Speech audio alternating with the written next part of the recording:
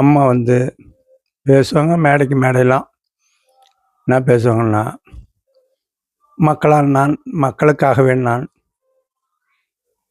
அப்படி தான் இருந்தாங்க. அவங்க நிறையா சாதனைகள்லாம் செய்தாங்க.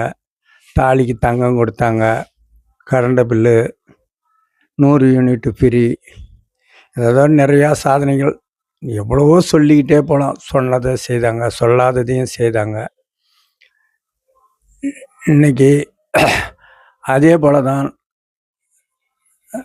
எடப்பாடியாரும் ஆட்சி நல்ல முறையில் நடத்திக்கிட்டு இருந்தார்.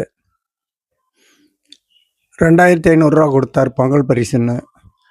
அதை ஏன் 5000 கொடுக்கக்கூடாதுன்னு சொன்ன மு க ஸ்டாலின் தான் இப்போ இருக்க முதலமைச்சர்.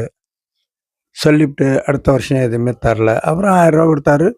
எதாவது இன்றைக்கி என்ன சொல்கிறாங்கன்னா, 1000 நாங்கள் வந்து ஓட்டு கேட்கும்போது தேர்தல் வாக்குறுதி கொடுத்தாங்க. என்ன வாக்குறுதி கொடுத்துக்கிறாங்க? அரசு ஊழியர்களுக்கு பழைய ஓய்வு திட்டம் போடுறேன்னு சொல்லி தான் ஓட்டு கேட்டாங்க. அப்படி கேட்டதில் இன்னி வரைக்கும் அரசு ஊழியர்களுக்கு போடவே இல்லை. தாலிக்கு தங்கத்தை நிறுத்திவிட்டு, தாலிக்கு அம்மா தங்கம் கொடுத்தாங்க, தங்கத்தையும் நிறுத்திவிட்டு 50,000 பணம் அதெல்லாம் இப்போ இல்லை. 1000 நான் வந்து மகளிர் உரிமை தொகை கொடுக்குறேன்னாரு. மகளிர் உரிமை தொகைன்னா என்ன? ஒரு ஊரில் எத்தனை அட்டை இருக்குது, அத்தனை அட்டைக்கும் மகளிர் உரிமை தொகை வரலை. இப்போ கணக்கு எடுக்கிறாங்க.